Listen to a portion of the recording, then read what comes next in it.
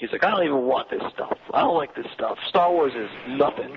In a galaxy far, far away, Star Wars toys began, and Kenner continues the excitement. The Empire Strikes Back collection. El regreso del Jedi.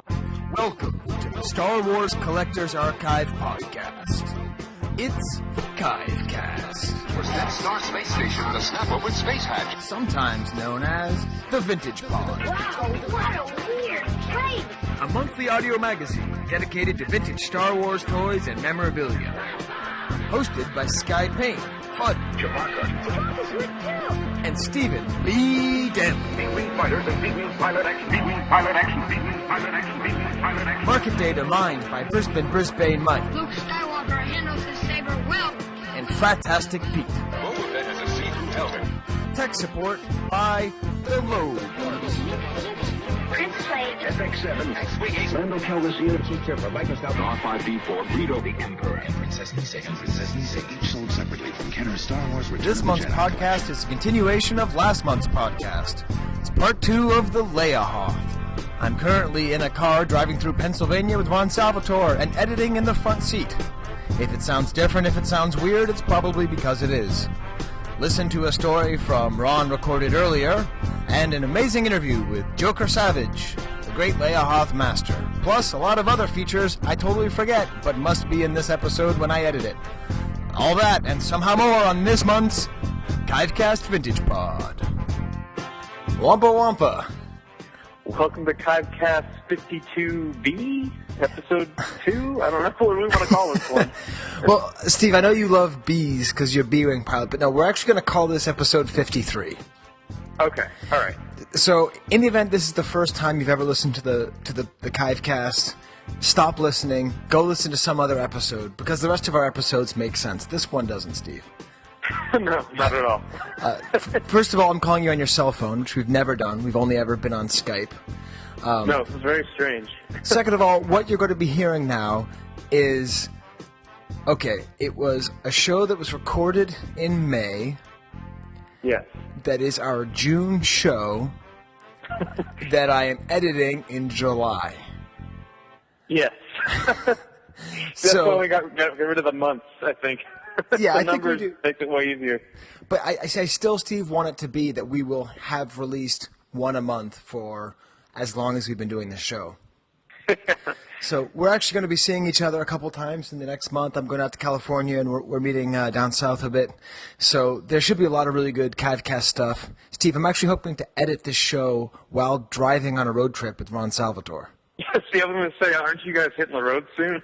Yeah, we are. So I thought I could sit shotgun and just kind of, edit it. Yeah, that's awesome. So you're going to hear Ron's awesome story. It's funny, actually. My other brother, so I have 3 brothers, one who I've talked about, one who's Lobart, and then the third started listening to the show as well. And he was like, oh, yeah? Yeah, he's like, that story about that fluffy guy, that was just outstanding. So so we got more fluffy coming up, and finally an interview with Kersavage. So, yeah, Steve, I just want to make sure to get you on there because I didn't even get you saying adios last month. Oh, that's right. It's all kind of jumbled, but that's okay. Yeah, it's all kind of jumbled. So enjoy the second part of the Leia Hoth podcast, which we're calling... Leia Hoth is so awesome. She deserves 2 episodes, right, Steve? Oh, yeah. Yeah, I agree. Again, Obi-Wan Kenobi, 0. Leia Hoth, 2. All right, just Steve. how it works out sometimes. Sounds good. So you want to rejoin the show? Yep. I guess let's hit it. So when last we left off, we listened to the story told by Tom Quinn during the Skyber Glass segment. Ron, what was your issue with that segment? I thought that you were just making it up as you went along. That's what I thought. But see, I was doing a parody of the show This American Life on NPR. You ever listen to that, Ron?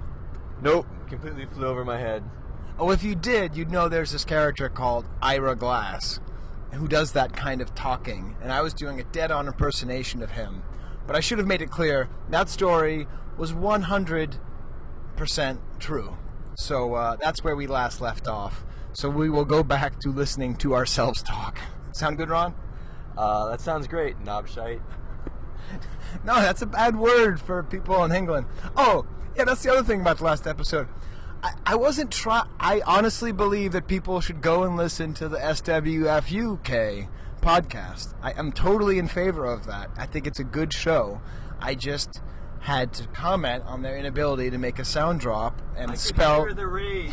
and spell Wookiee. I am a fan of their show. Okay. Anyways, for the fourth time this episode, back to the show.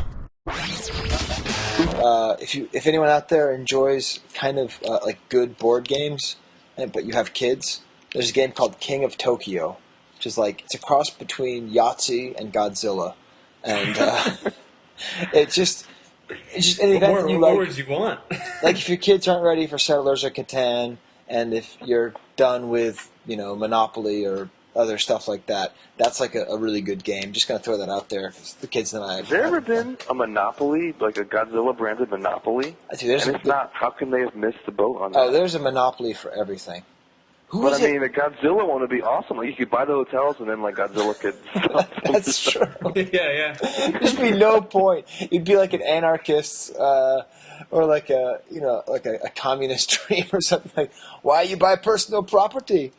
And that is a great idea. I mean, how come there's not a Destructo Godzilla version of Monopoly? There should be. Where everything starts with a hotel, but if you buy all three, then you can start destroying them. Absolutely. Yeah, I love it. Man, I feel like we shouldn't record this. Someone's going to steal the idea. I believe I quote Ron when I say, "Are we still doing the news?" I think we've actually moved past it without really knowing, right? Yeah. Well, that's why we do a Gargan Largan show, Yeah. I mean, there's still another archive thing. Whatever you want to do is fine. Yes, we want all the archive stuff. Don't be shy, Ron. Should I do it? Yes, do it. Oh, okay. So the last archive thing is the Salacious Crumb sculpt, which is the fourth item. So if you're interested in seeing the wax sculpt for the little vintage Salacious Crumb, that's on the archive as well. Just go to the news section, and there's a write-up and whatnot. So now this is cool because I've seen this in person, and it looks really cool. But seeing it much larger in the photograph, it actually, in some ways, is easier to appreciate. Yeah. Yeah. I mean, I think you sort of appreciate all the work that goes into making it, especially the different color waxes, which I think show the different stages that went in, like sculpts and resculpts when they were doing it. And also the fragility, because it was broken and had to be pieced back together, so you can see how it was busted in several areas, which is how I got it, actually. It was all broken. Wait, so why is this wax sculpt in different colors?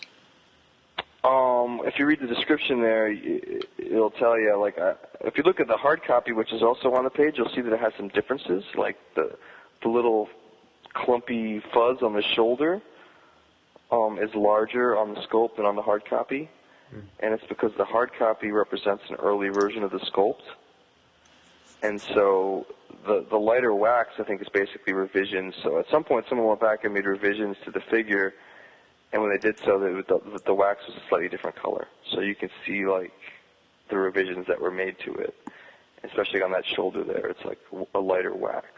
Right. So you can actually see the process, like the drafting process, through the colors of wax.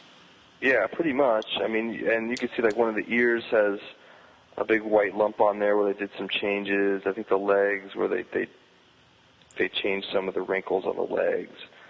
So that's really cool that you can actually see the drafting process in the sculpt and the hard copy.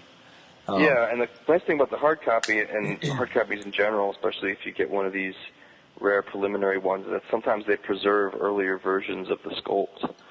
And that's the case with this one, where it's you can definitely see that there are things in the hard copy, details that were changed, and then there's some other figures like that, like the Tebow that has the snarling mouth and whatnot, where they changed stuff, details on it. So One of the nice things about hard copies is that sometimes those turn up. And I can't help but notice, Ron, that you start off with an editorial. Oh, yeah, the question of whether or not Salacious Crumb is a figure. I'm not going to debate you, Jerry. I'm not going to sit here and debate you. And I can't fight. So you don't think he's a figure? I don't consider him a regular part of the action figure set, but some people do. Okay, so he's not a part of the 90... Did we say 92 or 93? Well, if you include the multiple versions of C-3PO and R2-D2 plus the Rebo band, what's the number? I can't remember off the top of my head, but you know what I mean. Yeah. I mean, the regular figure line. Right, you don't think he belongs up there. What do you think, Steve? I gotta say I'm with Ron. I mean, he's part of a package deal with Jabba and the little set and all that. I don't know. I think they're basically the Return of the Jedi version of a Dianoga. Yeah, exactly. Right, that's really it. And really, think about how annoyed you must be if you're Salacious Crumb or the Dianoga. Okay, Walrus Man gets to be on three different card backs, gets this whole thing. Not even Walrus Man, forget that. Hammerhead doesn't even, just goes, that's it. Doesn't do anything, doesn't interact with anything. You're Dianoga, you almost end the movie right off the bat. You almost kill Luke Skywalker when he's sitting there. Salacious Crumb is like a major character. I mean, at least for me, when I was a kid, Salacious Crumb was like, my favorite characters were like Boba Fett, Salacious Crumb, Jabba the Hutt. Did I say Salacious Crumb? Like, I loved Salacious Crumb. So basically, you like Salacious Crumb like orders of magnitude more than Han Solo. Oh, yeah, definitely. Definitely more than Han Solo. I mean, when I was a kid, I liked Salacious Crumb more than Chewbacca. I mean, I loved that thing. I thought it was hilarious. Yeah. He doesn't get that much love. I guess because of Fraggle Rock, like, he just looks so much like Fraggle Rock. He's totally a Fraggle, yeah.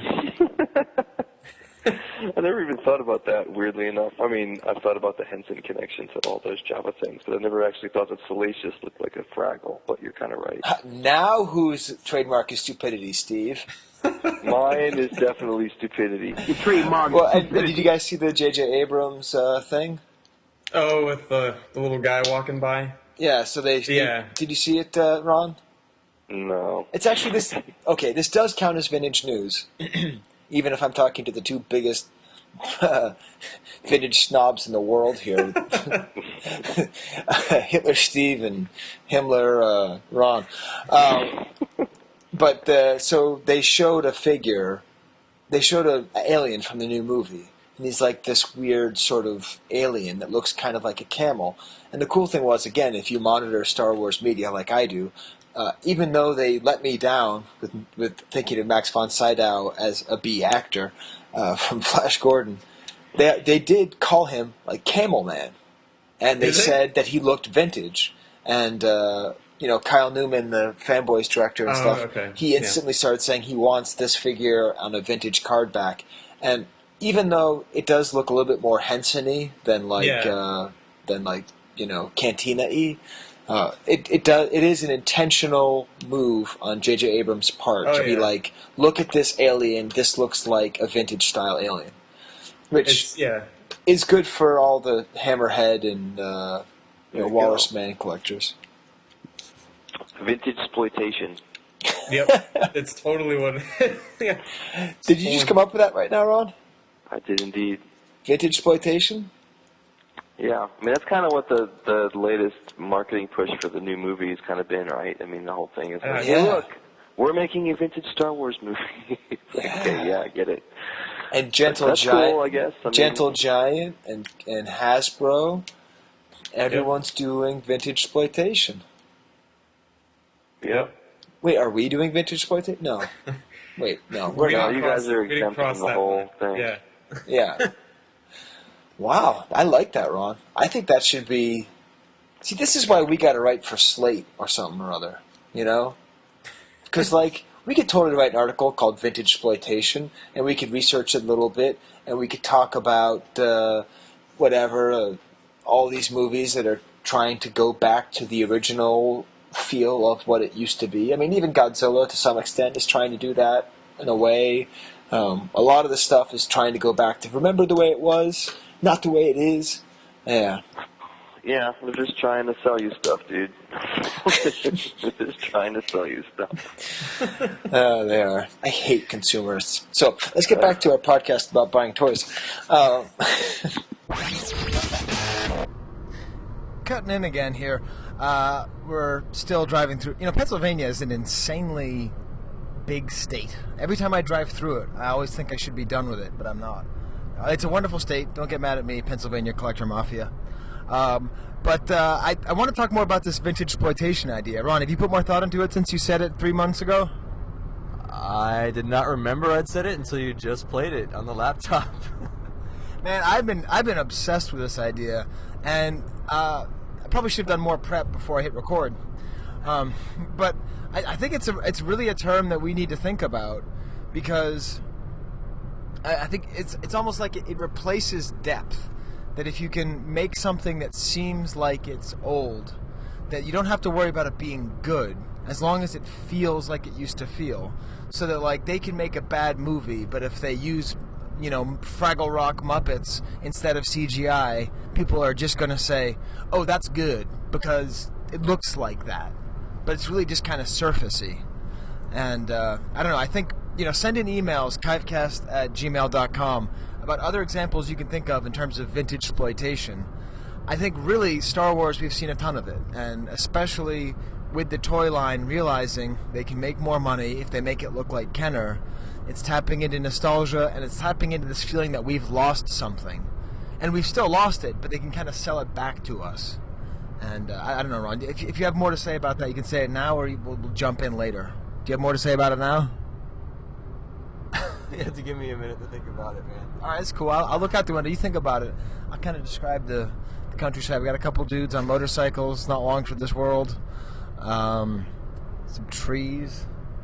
Okay. Ron's ready. I mean, I guess what I said when we recorded the podcast originally, that they're just trying to sell you stuff, is basically the short version. But in the long version, I guess would be, obviously someone associated with Star Wars has come up with the idea that one of the things people didn't like about the prequels is that they're prequelness, so they're going to go in the opposite direction and give people stuff that's obviously vintagey, which includes, I guess, puppets and practical effects and sets and things like that, which is fine, and I guess if that's what people want, that's great. But there's also the feeling of maybe it's not such a good idea if things are if it's too catered to fan interest. I think you lose something as well. There's nothing coming out of you feel like there's nothing coming out of some sort of creative source that's just, hey, I think this is a good idea and we're going to go with it. It's more like trying to expect what fans want and giving it to them, which maybe is a good idea, I don't know, but maybe has some downsides as well. Maybe that's something to think about. Yeah, we've actually been having this long conversation in which, in a sort of weird, bizarro world, Ron has been telling me all the great things about the prequels, or the things that are good about it. And this is just, really off the rails, but I think it's something worth wondering. That everyone loves these superhero movies, and they're great, they're well done and everything, but they really aren't contributing anything new. And that's what the prequels did. They were new and they were different. They weren't necessarily good in every way, but do we really want to trade in artistic creation for just formulaic goodness? Uh-oh, Ron, I'm getting an old Frenchy thought. Well, because part of the reason that the new wave of French cinema happened was because they wanted to replace in French cinema what was called the tradition of quality. And what that meant was that the movies were all of a certain quality. They were good and they were not bad and they had a certain formula, but there was nothing new or vibrant or exciting or artistically innovative about it. And it's kind of like Oscar movies. You think about Oscar movies, there's that tradition of quality that's like, the reason that Pulp Fiction can't win, and the reason that, movies like, 12 Years a Slave win is because there's like a formula for quality and importance and good. And maybe like this whole vintage feel is kind of getting wrapped up into that sort of lack of creativity and creation. All right, I guess we can get back to the show. Maybe I'll jump back on later. I'm now currently oh my God, I'm driving by some place that's called Shetron Auction and Equipment. So I guess. Like my name plus shit. Hey man, it's the second thing. Say shite. We don't have to edit it. No, man, now I hit stop on the recorder, and then Ron starts going on. First of all, he criticized Truffaut and all the directors, saying that their take on the tradition of quality was maybe a bit short-sighted, and it's true. I don't want to really get into it. That was just kind of an example. Maybe this is the one person in the world I shouldn't be having this argument with. But then he asked me if we ever had a debate about the Gentle Giant jumbo vintage figures. And Ron, what's your reaction to it? I think I was more giving you suggestions for future podcasts rather than trying to jump into this right now. All right. Steve, or should we just say screw the features? Just a Largan Gargan. We can pick and choose. I mean, what are your highlights of these? We don't have to do all of them. Well, we still haven't gotten to the story time with Ron. We don't have to do all of them. No, do all of them. Okay, let's do a super quick unloved. Okay. Okay, I'm just going to play 3 seconds of the theme. Only the unloved hate, the unloved and the unnatural. The unloved and the... Okay, I got 2 words for you. You ready? Mm-hmm. Marvel good. Okay, moving on to the nugget. No, Steve, okay, what was your idea with the unloved? Well, I mean, just trying to branch out into other stuff and stuff that I didn't really pay that much attention to, and one of those was the Marvel Comics, and back at the California Vintage meeting, Ara had actually brought a bunch of these that were kind of in rough shape to just kind of give away, and just looking through them, I grabbed a few that I thought were interesting. One was like a follow-up to our Lobot episode where it has something to do with that whole, like, not insurrection thing where Lobot's, like, initially malprogrammed and he's trying to beat up Lando. Anyway, that's one cover that I found entertaining. Right, which is beautiful because it's Lando giving a 2-handed slap. Yeah. I mean, Lobot giving a 2-handed slap. Look at that. That's like crazy. Yeah, it's nuts, right? Like, I saw that, I'm like, no way. Is that some like special Lobot, like martial arts style? Yeah. The double hand. Clench your fists together and it looks almost like you have a baseball bat. Yeah, totally. What the? That's just weird. Yeah. So, I mean, I just realized that there's so much great, not just in the comic books, I was just looking at covers first, and with this being a Leia Hoth month, there was a couple good Leia covers. Yeah, there were. Yeah. Oh, yeah. Also the duck-faced Leia picture. And there's like a hang glider in the background. Oh, and yeah. a disembodied Lando head. This is my favorite one. It's Star Wars Double Jeopardy. It's got Leia with this, like, pink alien character. In the background, though, you have Luke on this, like, Wright Brothers hang glider, which seems very not Star Wars. I mean, how... Very Kitty Hawk. Yeah, it's bizarre. And then I just noticed... No, like, it's a mad world, or Around the World in 80 Days. That's what it looks like. Yeah, well, that's true. You got, like, this weird, like, almost... He's dangling, like, or parasailing with a balloon on the other one. But then down in the corner, you've got, like, Chewie facing off with Beast from X-Men. Like, yeah. And there's also a reference to Brisbane, or close to Brisbane. Oh, yeah, Last Bane. It's actually Last Bane, but yeah. But no, I mean, there's just, like, and what's great is I think pretty much every color is on the archive, so you can scroll through and see for yourself, like, how much is out there. And I just, as someone that didn't really grow up loving comics, appreciating them now is just, it's a lot of fun. So I think what I'm going to do is pick one to hang up at my desk and kind of just rotate them out every now and then. But, I mean, I don't know how many, I know there's people that love these, but from my perspective, I just hadn't really given them enough attention, so. Did either of you guys like comics when you were kids? Big comics guys? Like in high school, I kind of bought into the Image Comics phase, which was regrettable. But no, like my brothers had like old comic books hanging around, and I'd read them, but I never got super into them. Yeah.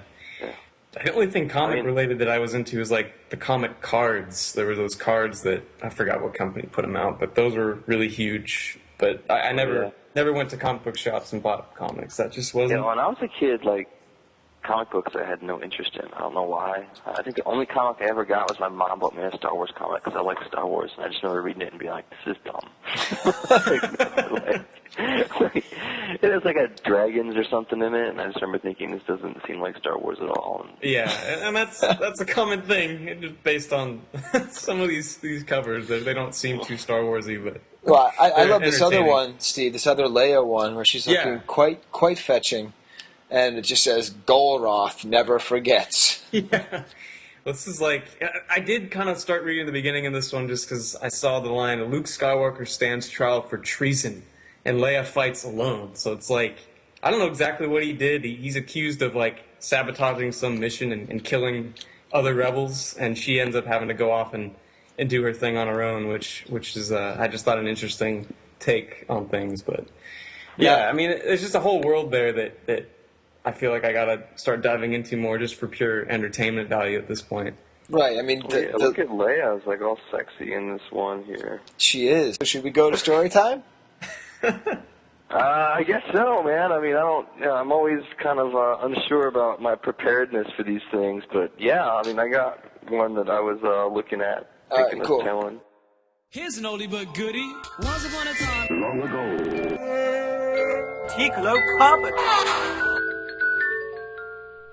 Ticolo Carbon story time. hit it. Toronto, gosh. All right, I just played the drop, Ron. Tell us your this is, I mean, you have to understand, Ron, we get some feedback every month.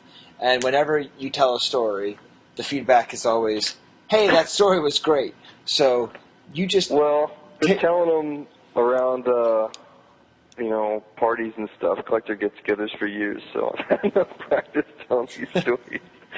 But that's cool. I mean, until people get bored of them, I guess. I don't want to get a big head telling these things. But well, the one I was thinking of this time was, like I said, it's another in the line of fluffy stories. I listened to the podcast last time when we told the story about the big coin and mold find, which Fluffy and I went on a road trip.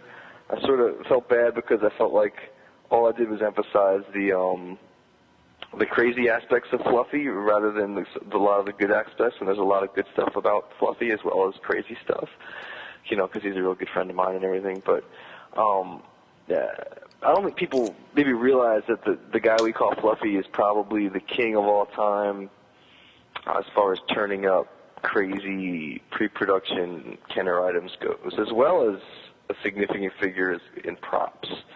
And as far as like how he's done this over the years, I would say that he's just kind of like the golden child when it comes to hunting people down and talking to people on the phone.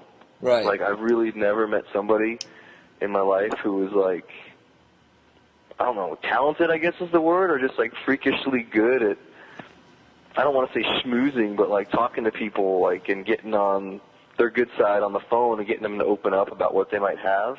It's just like he's got like a special gift for that kind of thing, which works into the whole Wolf of Wall Street thing, because if you watch that movie, you'll see Jordan Belfort, who is this like semi-sleazy Long Island stockbroker guy who wants to basically sell crazy stuff to people, and he kind of recruits people to do this stuff for him. And Fluffy, without getting into too many specifics, Fluffy definitely was kind of in that world, not to say the illegal world, but in the world of, cold calling people and selling them stocks. That's kind of what he was doing when he was younger. And he got recruited to do this stuff. So that's just kind of his talent, And so when I met him, he was still a stockbroker. And actually, just a diversion from the story. The first time I met Fluffy was with Gus Lopez. I knew Gus for a long time, but probably the first time I met Gus in person as well, when he was visiting his parents in Jersey. And he was like, yeah, you can meet me. We met at Plastic Dreams, which was Josh Felinski's store in Jersey. He's like, there's this guy named Fluffy, He said his real name, obviously. And he seems like an alright guy. I've never met him. He wants to meet up. And I was like, yeah, what the heck, we'll meet this guy. And Gus and I are standing outside Plastic Dreams, and he just, this Mercedes, black Mercedes-Benz, like zooms around the corner and just like parks illegally, and he just jumps out of the car wearing like a expensive-looking blazer, and he's like, dude, he's like giving everybody hugs, and I'm like, I don't know this guy, I'm hugging him, I'm like, hey, Fluffy, how you doing? And like we were talking to him, and he had a tape of. There was a guy at this time who was selling fake vinyl cape Jawas, and Fluffy had called him, and of course got on his good side immediately on the phone, and got him to open up about his whole vinyl cape Jawa operation, and he taped him. He's playing Gus and I this tape of him like talking about vinyl cape Jawas, and he's like, you see what he says here, this and that, and he's like debating all this stuff. Wait, so he talks about how he was. He got the guy to talk about how he was. No, he didn't admit to faking him, but he said a bunch of weird stuff. But the funny thing about it was that he just taped it, and it was like, we meet this guy, he's got all these cassettes, like hours. It seemed like he taped this guy. Gus and I are just like, well, this is interesting. This guy has these tapes. And, he was basically Fluffy, he was just all over the place. We went out, and he's a super nice guy, but also just kind of like fast-talking, like Long Island guy, Right. And that was the first time I ever met him. But after that, we kind of, like, Fluffy's kind of like, he's a phone guy. Like, he's definitely, and he's like big on connections, making connections with people, talking to people on the phone. And he would call me, and I would just be like, all right, to be honest, like, he's one of my best friends and all this stuff after all these years. But at the time, like, he's not like me at all. He's like 180 degrees from me. And, like, I was just like, this guy, he keeps calling me. Like, that's cool. Like, it's fun to talk to him, but it's like, I don't know what the angle is. I think he just wanted to talk. He wanted to keep in touch with people, which was cool. And we ended up both knowing this guy who was selling his collection. That's a whole other story. And we both bought some stuff from High Cat Line. And I sort of knew him in a tangential sort of way. But we talk every once in a while, shoot the bull or whatever. And so one day he calls me out of the blue. And I remember, I'm still living with my parents at the time. This is like 1997, and I'm like, 22 and still in school. And I remember standing in my parents' living room, and he called me, and he's like, hey, you're never going to guess what happened. He's like, I was calling these guys. He bought lead lists from some company that sells to stockbrokers, like basically addresses and phone numbers of rich people, so they can cold call them and try to sell them stocks. Huh. And which sounds skeevy, but that's I guess what's done. So, and he was cold calling people, and he happened to see someone was in the Cincinnati area, and just out of the blue, he's like, hey, do you know anyone who used to work for Kenner? And the guy's like, yeah, I used to work for Kenner. And so he was like, really? And they got into this whole conversation about the stuff this guy used to do for Kenner. Like, he didn't work directly for Kenner, but he was contracted to Kenner. And the guy gave him the names of like 3 or 4 other people who also did work for Kenner. And based on that, he had talked to like 4 or 5 guys who worked for Kenner, including, I think he had talked to some like, basically some big people over there who like worked on the Star Wars line years ago. Huh. And so he just calls me, he dumps that on my lap. He's like, hey, what do you think about that?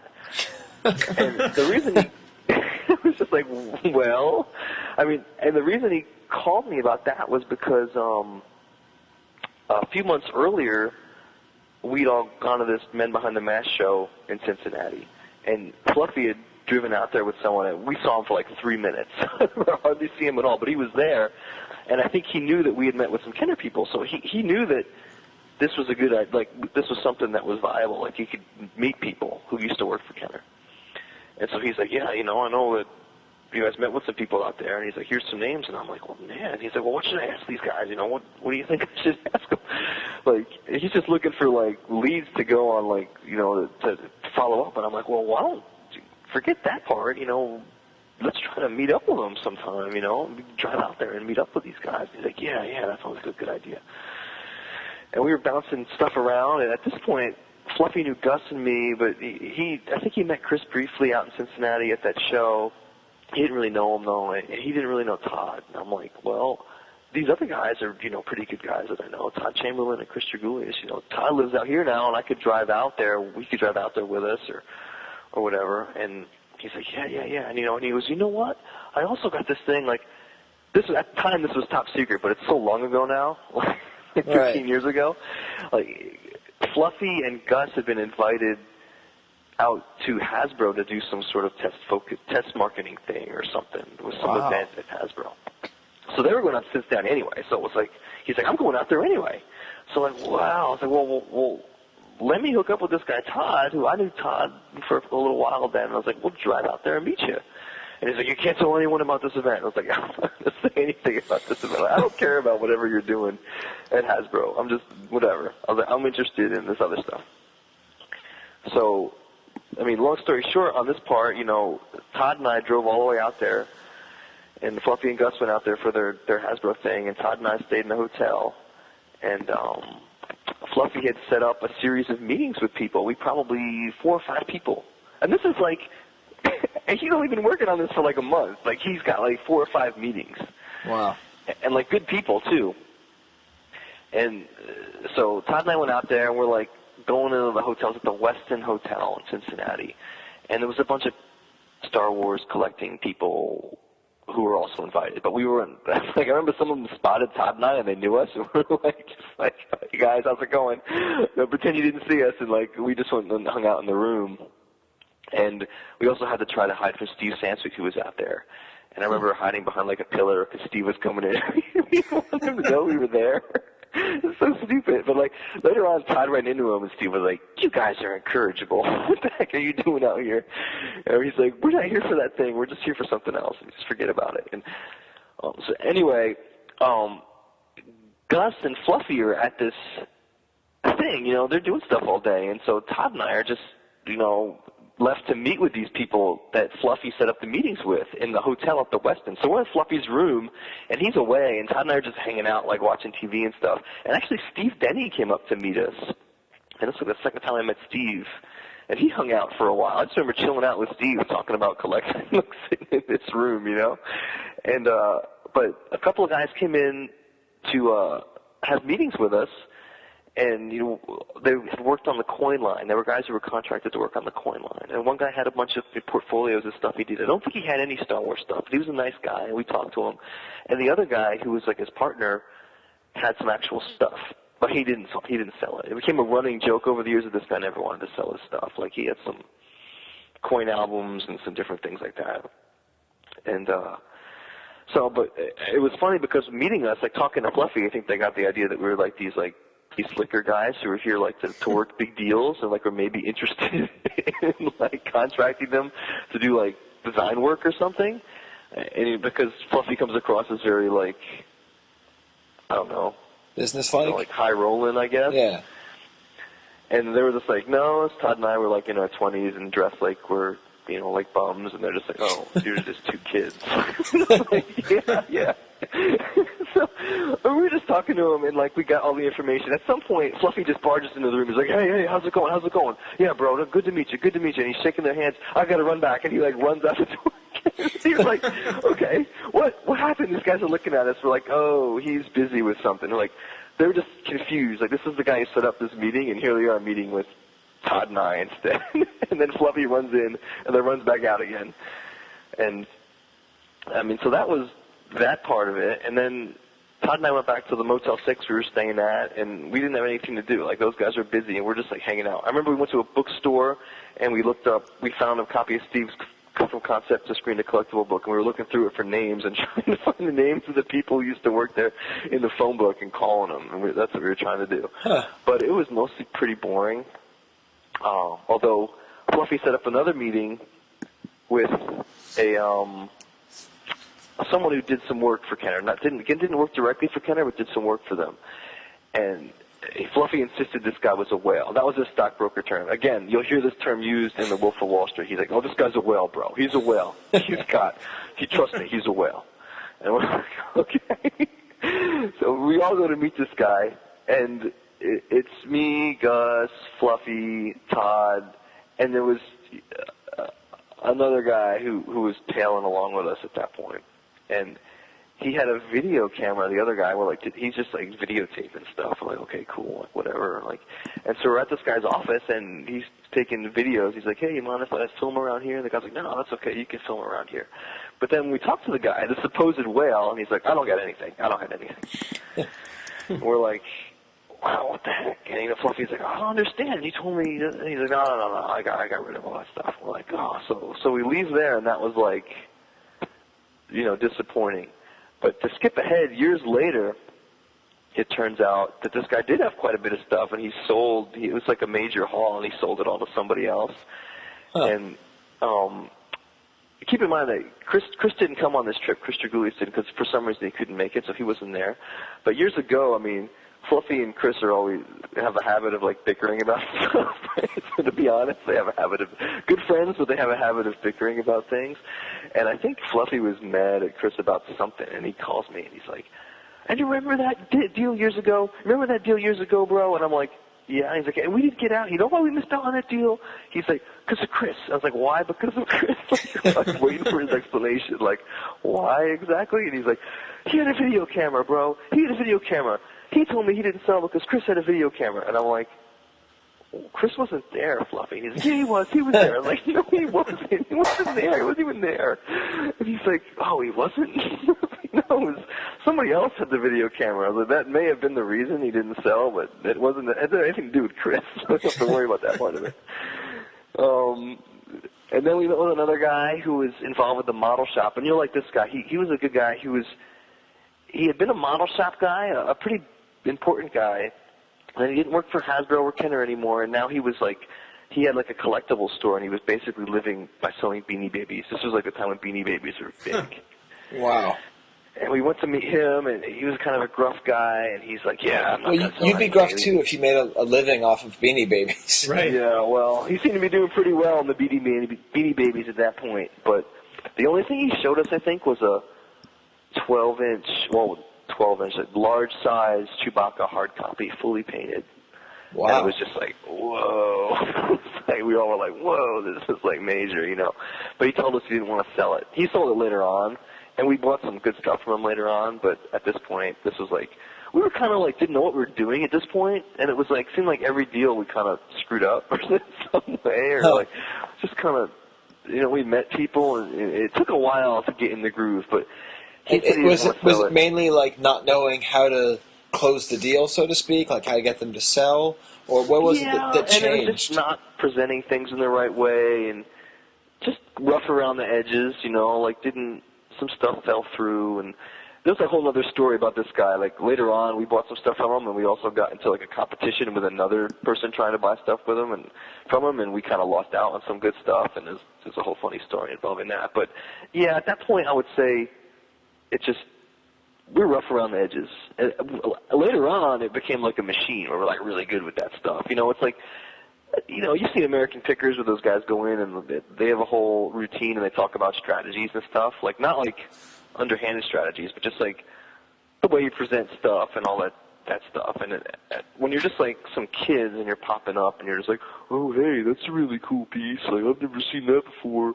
Like, it's just like you're not really like on your game, and that was kind of like what it was early on. We were just kind of there, like mostly hoping to talk to people, and the buying side of it didn't really pan out until a little bit later. Right. But so he showed it to us, and he kind of made a big deal about, "I'm never going to sell this." Of course, he was, and he was interested in selling it, but he said he didn't, and we didn't follow up on it, and we didn't end up getting that piece. But that was probably the best item we saw on that trip. Huh. And so that was another guy, and later on we met with him again. But, basically this Hasbro thing ran its course, and Fluffy's leads kind of, we went on all of them, and it was awesome. Like, the fact that he was able to pull all those people together was just awesome. Like, even if we didn't get anything, the fact that we met these people was just amazing. And that was like the beginning of Fluffy basically, for a few years, like, it seemed like all he did was track down Kenner people. And he was, like, the best of all time. Like, just, like, the best of all time. Like, just freakishly talented with that stuff. Like, right. None of us could believe it. And the Hasbro thing wound down, and Fluffy had to fly out. Ron actually suggested we interject here. We're currently driving through West Virginia now. I think I'm going to be driving right by that same brother I talked about earlier's house. which it feels weird, like and guilty when you drive by your family members' houses when you're going somewhere else and you don't stop. So Warren, if you're listening to this, sorry I drove by your house, but I got Star Wars tours to look at, man. You know what my priorities are. We just listened to the whole story, the Fluffy story, and Ron's actually going to continue to talk about another story that goes on once Fluffy left Cincinnati. Whoa! Before we get to Ron's next story, I wanted to tell a quick horror story from shipping. I think we should integrate that into our show, like horror stories from shipping. This didn't happen to me. This happened to a friend of mine.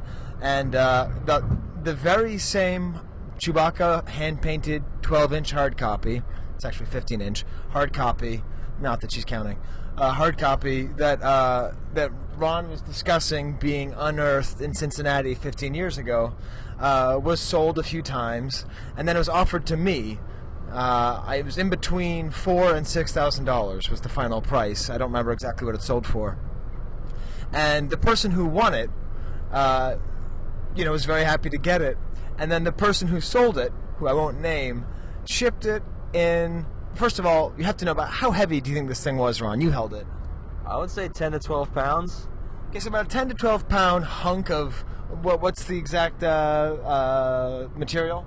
Carbolon. So about 12 pounds of Carbolon was shipped in a cardboard box with some styrofoam peanuts. Not enough to stop it from moving, but just some styrofoam peanuts. So it went over a large body of water through much of the country of the United States of America, just dragging along the bottom of a single cardboard box. This very same item that was found by Fluffy, Ron, Todd, and definitely not Chris Drogoulias 15 years ago. It's in another, and Gus. It's now in another person's collection. What you're saying is the guy who shipped it was a knobshite. I am saying that, but it was a knobshitey move. I wouldn't say he is one, Okay. But yeah. Make sure that's what you were saying. Yeah, I don't think that word has ever been said in West Virginia. Has now, baby. That's right.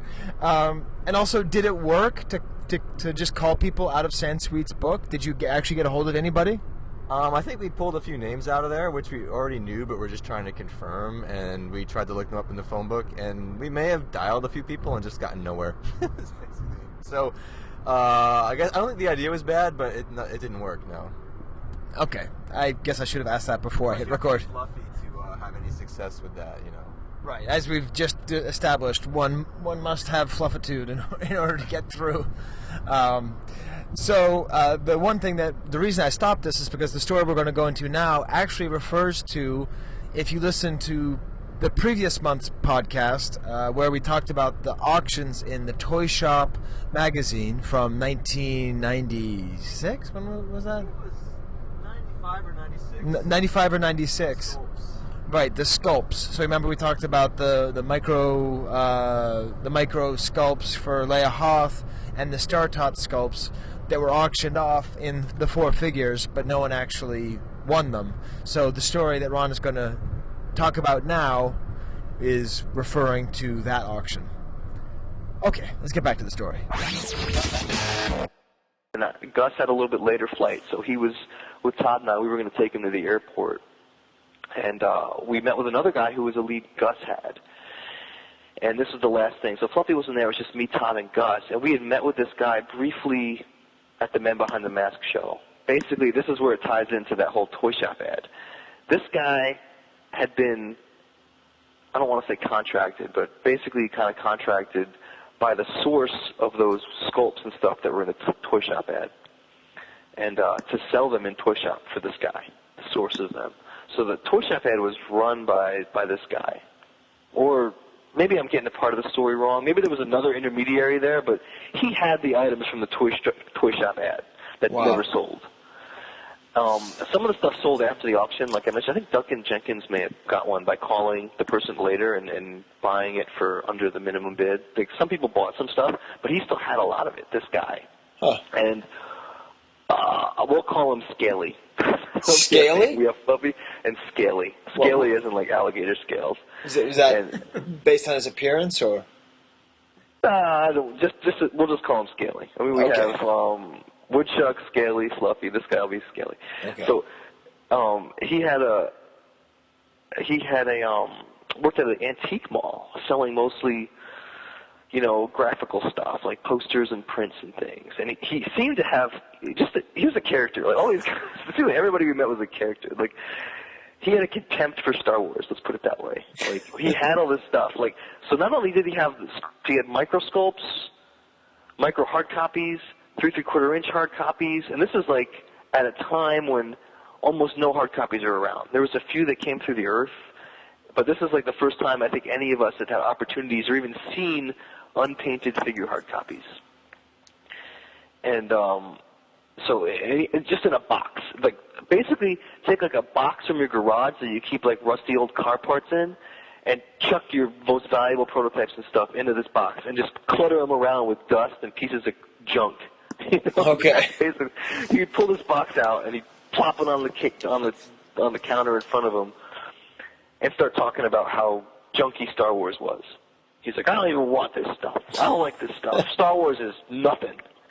He's like, you guys can talk all you want about this stuff, but I sell prints by Maxfield Parrish for thousands of dollars. We're like, okay. So you'll sell it cheap, right? He's like, you think that since he didn't like it and it was so junky, he'd sell it for nothing? No, that wasn't his idea. Like, and plus, he had lots of blue stuff. Lots of it was blue. This is like part of the whole piece of the puzzle on the blue stuff and the green stuff, the blue harvest stuff. Like, in case people aren't familiar, there's blue stuff was made in the 90s, hard copies out of blue material, and it was fake, out of like original molds and off of molds, out of molds made off of original pieces. And so he had a bunch of blue stuff, and so somewhere in the line of whoever made that blue stuff, like Scaly was in there, and he got a chunk of it. So wait, so you got a chunk of the fake stuff? Yeah. Okay. And it's never been completely resolved what actually happened there, but he was in somewhere along the line. He got some of that stuff. So it was like green stuff, good green stuff, and then bad blue stuff, and mixed and matched. And so we're like, yeah, we told you earlier, Scaly, this blue stuff is not good. And he'd be like, I don't care what you guys say. If it comes from the original molds, it's original. And like he'd debate, and we just like nod and be like, yeah, whatever. I was like, well, whatever you care, like whatever you say, Scaly, we're not paying what you want for this stuff here. And like this other stuff, maybe we'll make a deal. We're trying to work out a deal. And but long story short, like we ended up didn't buy all of his stuff, but we bought I think most of his like 3 3/4 inch hard copy stuff, blue and green. And but it was a long, drawn-out process trying to buy this stuff from him. And at one point, he's sitting there, like I said, he had contempt for Star Wars, and he's holding like I don't know what it was. It was a green hard copy. It was maybe like a Klaatu hard copy, like complete hard copy, worth like tons of money now, right? At the time, maybe worth like $500 or something. But still, it was a great piece. And he's got it in the hand. Imagine like he's standing in the back of a counter, and he's got it in his hand, and he's holding the thing by like the legs. And as he's talking, like his hand is moving up and down. and he's like, this stuff, Star Wars stuff, see, I don't care about this stuff. He's like, you guys can make all the cheap offers you want, but I don't care whether this sells or not. To me, this stuff is garbage. And as he's talking, he knocks that thing against the counter in front of him. Oh, no. And, like, the arm breaks off. It breaks in half. And, like, he's talking, right? And so and as he does it, he's like, I don't care about this. And then it breaks, and he's like I said, I don't care about this stuff. And he just keeps on talking like nothing happened. And we're just all like, oh, my God. Like, we're just staring at, like, this broken piece. And, like, all of us are just like, I can't believe, like, he's just going on with this stuff. And we bought it, and we walked out of there. But as soon as we did, like, all of us, the first thing we said was like, can you believe that? He just broke that thing, and he just kept talking right through it like it didn't matter. And then we went to like a Burger King or something, and we kind of split up the stuff and drove Gus to the airport. And that was like the end of kind of the first trip that we made out to Cincinnati to buy stuff. But in later years, we would meet up with the model shop guy with the Chewbacca again, and we'd meet up with Scaly a few more times and bought out the rest of his stuff, including the rest of that micro stuff. And that's where the Leia Hoth skulls that I have came from. Like Mike Mensinger ended up with it, and then I got it from Mike later on in a trade.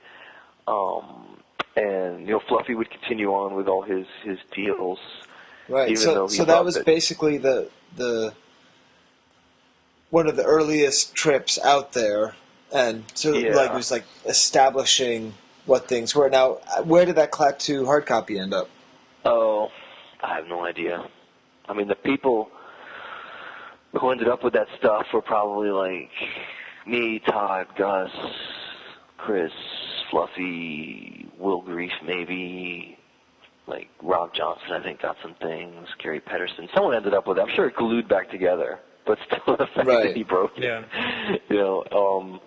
I don't even know if it was Klaatu.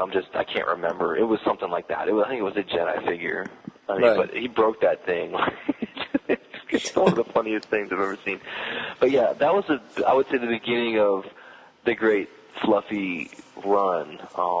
And really, like I said, I wanted to mention the story because it's really testament to all the great things that Fluffy has turned up and done over the years. Even though he is a madman who, does all the mad things that we talked about, like cold calling people and God knows what. But I'm sure we'll have to tell some more Fluffy stories in the future. I figured I had to give say all the positive stuff about Fluffy as well as all the wild man stories.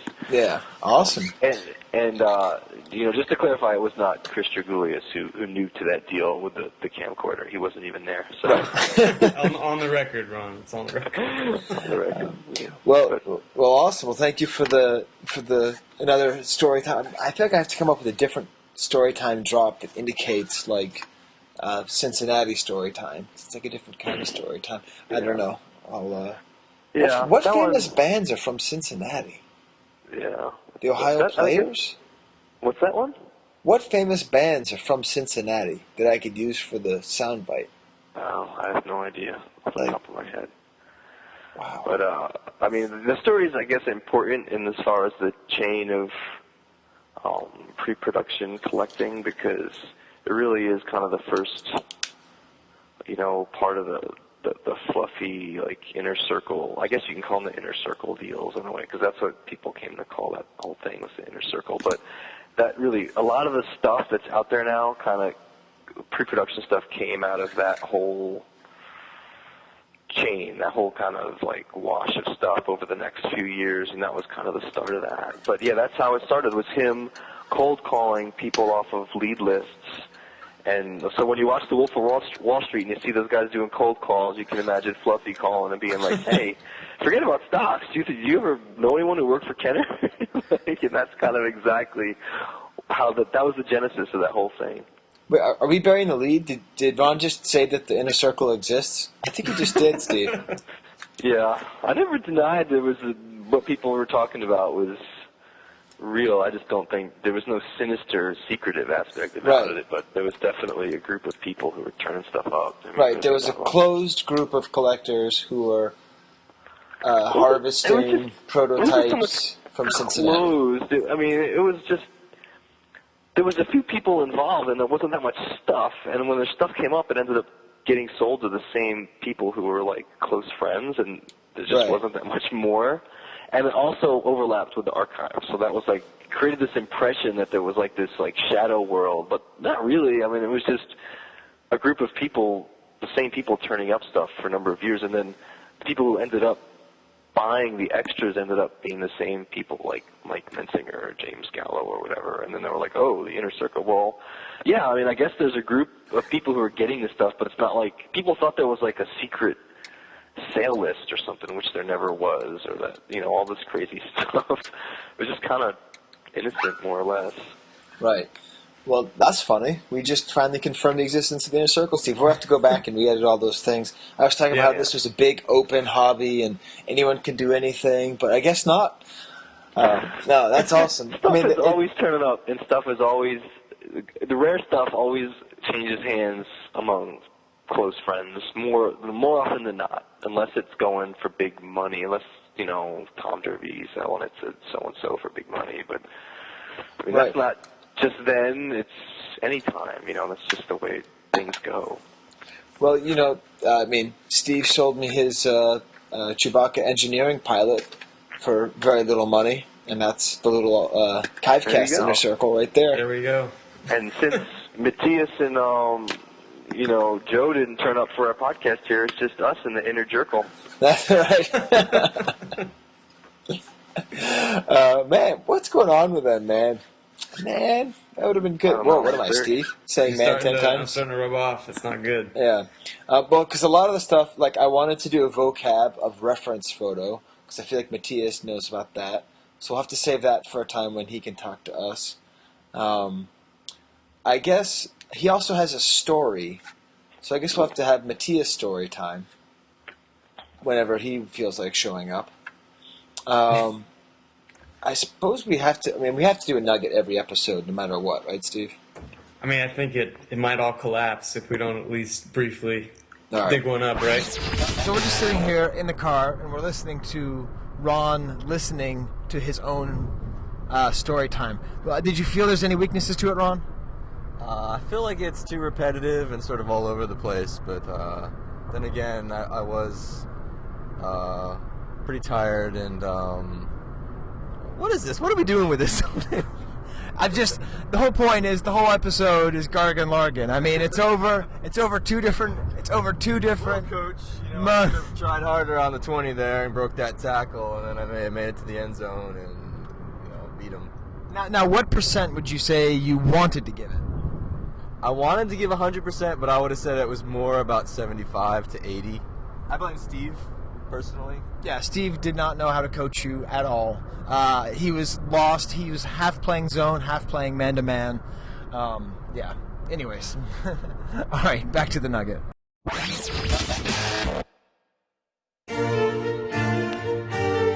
Tis a nugget from the archive. Tis a nugget. Oh my God, they're gorgeous. From the archive. They're gorgeous. Even before we get to the nugget, we have a new feature here called Scaly impersonations. So Ron, we've been driving for like 10 miles, and Ron has just been doing nothing but Scaly impersonations. So let's just share. Ron, just riff on what it's like talking to Scaly. Well, like I explained in the story, he one had contempt for Star Wars, and 2, I think, as part of his bargaining strategy, kind of would somehow he thought that by broadcasting his contempt he would cause us to pay more, so he kind of would have his box of super valuable sculpts and hard copies brought out on the counter. It was like a junk box, and he'd be standing back there and we'd be like, so how, Scaly, how about this? And he'd look at us, he's like, I don't think you guys realize, see, I just don't care. Like this stuff, you can buy Star Wars all day. See, I just don't care, look around, man. You'd be like, I got prints, I sell stuff like Maxfield Parrish, man. I got people calling me to buy Maxfield Parrish. And you see this? This is what I do with this stuff. And he'd take like a sculpt in his hand and throw it back in the box and just kind of shove it from him and be like, I just don't care. And then we'd be like, okay, well, how about, and then we'd change our offer a little bit. And finally he would sell it anyway, but it would basically a whole big show, like a kabuki show about how little he cared about Star Wars. And in the process, as he was doing this, like he would break and like, abuse the items and just kind of toss them into this junk box, and we would just be like horrified, like we need to get this stuff out of his hands. Yeah. Now, is there any one other item that you can remember that definitely came from him with the box saying, I just don't care, man, I just don't care, you can talk all day? He had an Obi-Wan Kenobi micro sculpt, which was in the ad, right? I think that's one of the pieces in the toy shop ad. Yeah. I think Todd may have ended up with that. Someone ended up with it. And I'm trying to remember now whether he actually we got the Leia Hoth from him, or if Mike got that from someone else, but he definitely had it at one point. But and so that's the kind of thing he'd just be throwing around, just like, I don't care, man. You guys don't all day. Maxfield Parrish. Yeah, I mean, he'd pick us stuff out of the box, and he'd kind of like be holding it in his hand, and we'd say, well, how about X amount, and he'd be like, there'd be a pause, and he'd be like, you guys just don't get it. I just really don't care about this stuff. Star Wars to me doesn't mean anything. And he would like toss the thing back in the box, and we'd just be looking at it like, did it break? Like, did it break at all? And and it was only the one time that we saw him actually break something. So in the event that you've never actually met Ron, when you see him at a convention, just walk up to him and just say, "Star Wars is nothing," and that could be the way that he knows that you've heard of him through the show. Yeah. And Scaly, like, I would say he was a character from top to bottom. So looks-wise, like the look would kind of match the attitude. Like, he looked kind of, I don't know how you describe it. Like some guy who would just like set up at a flea market somewhere and didn't bathe for a while and just. I don't want to knock the guy, but he just didn't. He would look like kind of a squirrely weekend antique dealer. That's kind of exactly what he looked like. Oh man! All right, that's great. Well, now we can finally get back to the nugget. But there's only so much. That is so funny. I don't care, man. I think we even missed our exit for. I don't care about this stuff. I think we missed our exit for Route 66. Oh man. All right, so for the nugget, Ron, I think we're actually going to talk about something that's in your collection. Oh, I think I know what it is. That's right. It's a Mr. T plush figure from 1983. No. I do have it. I actually have a Mr. T plush Cabbage Patch Kid that Chris Julius bought for me. Yes. So what are we talking about here? Because I'm tired of hearing, no offense, Ron, but I want to hear Steve. Steve, tell me about this thing that Ron knows more about than you. Knows way more about than I do. So Ron has the acetate sculpt for Leia Hoth, our figure of the month. It's insane in the sense that how detailed it is. I mean, you talk a lot about this in your write-up, Ron, but as far as acetate over wax, with acetate being subtractive rather than additive or whatever, and it seems like a harsh thing to work with, but this guy Bill Lemon, who was the old schooler of those guys, seemed to be his material of choice. But this whole thing ties into the story that Matthias had. I don't know if that can be a follow-up later, but that can be later. But let's we'll just kind of pretend like this is sort of vocab as well. Okay. So then the word that we're using here is acetate and not wax. Right. So Ron, what is the basic difference between acetate and wax? Oh geez, I mean, there's a huge difference. I mean, wax, obviously, wax is used for sculpting a wide variety of products. I mean, I think jewelers in particular use it because it's really flexible, and it's really forgiving. So if you're making something really detailed and you screw up, you can melt a piece of it, or, you can add or subtract to the wax. So you can kind of model it in a way as well as just carve into it. Right. Which allows for a lot of freedom and a lot of mistakes. Acetate basically it's like a plastic-like material that, the best way to imagine it is like, sculpting into a piece of marble, like Michelangelo. Like, if you make a mistake, that's it. Like, you can't go back and fix it. So it's like, it's totally subtractive. So you're starting with a block and you're kind of chipping the piece out of that block. There's no adding to it. And this guy, Bill Lemon, is the only guy I know of who really sculpted in the material.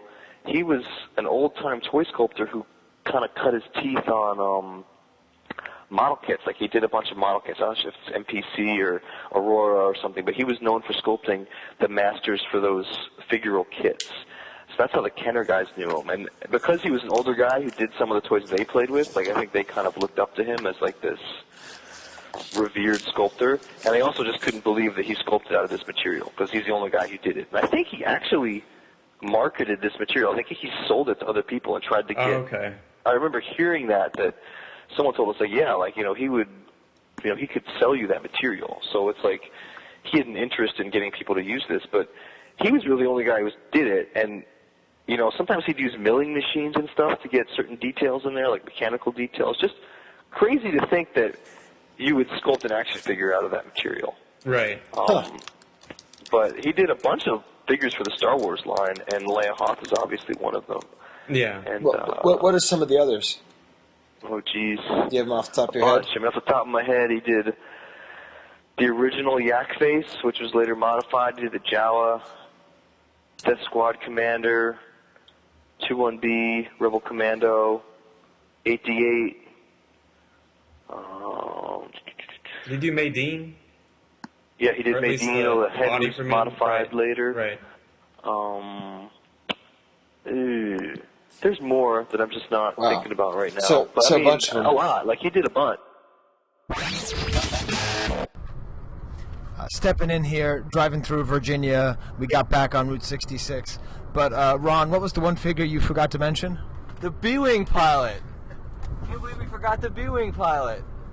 So Bill Lemon designed that as well.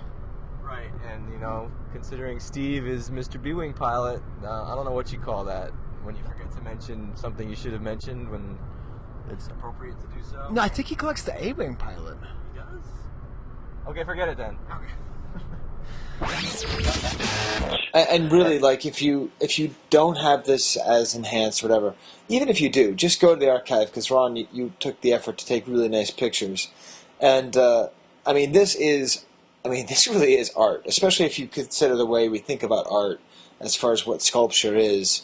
It's expression and detail and texture and movement. It's all right there in this acetate. He didn't work for Kenner, but he was a contract guy, so they contracted work out to him. And like Sky said, there is it's definitely a piece of craftsmanship, or art, or whatever you want to call it. Especially when you look at the Leia Hoth. I mean, I would say his style and his material was most suited to droids and stuff like that. That old Power Droid in the micro line. He did some micro figures too. He did the Power Droid unproduced micro figure, which is a droid. He also did the EV-99 unproduced micro figure. But with the Leia, it's interesting because it has all that quilting and stuff on the outfit, which is very naturalistic and like organic. Yeah. Rather than the kind of angular. Just looking at the sculpt, and you can see it in the photos on the archive. It's a little bit mind-blowing. I mean, when you look at it, it's just like, man, he had to make it look soft. Like, the time he must have spent into carving all those little details into a solid block of acetate is hard to fathom. Right, and the hair detail, it's well, it's that and the fact that the figure it's of the regular scale of a figure. It's small, so to get all that in there, it's pretty crazy. Yeah, no doubt. No, I think he either screwed up or Kenner screwed up with the details they gave him, because if you look at the archive photos, you'll see someone pointed this out, some observant guy in the thread on Rebel Scum about this a few years ago when I first posted this, is that the sculpt is slightly shorter than the hard copy, which shouldn't be, and I think it's because either Lemon sculpted it too small, because maybe he didn't account for the shrinkage in the injection molding process, or Kenner sent him the specs without accounting for the shrinkage. And so after they got the sculpt, they enlarged the legs and the arms. Right, and that was something Matthias had touched base with us about, Yeah, and I think that Matthias, that mold he has, that odd red mold for the, is it just the legs? It's a couple, I think it might be... Wait, 1 second. Do I have to read Matthias's email then? I think that relates not to the hard copy, but to the enlargement of the mold, or the mold itself being smaller. What they did exactly, I'm not sure, but I think they took molds of the legs, made hard copies of them, and then maybe pantographed them up slightly into an aluminum mold, and then shot slightly larger scaled limbs.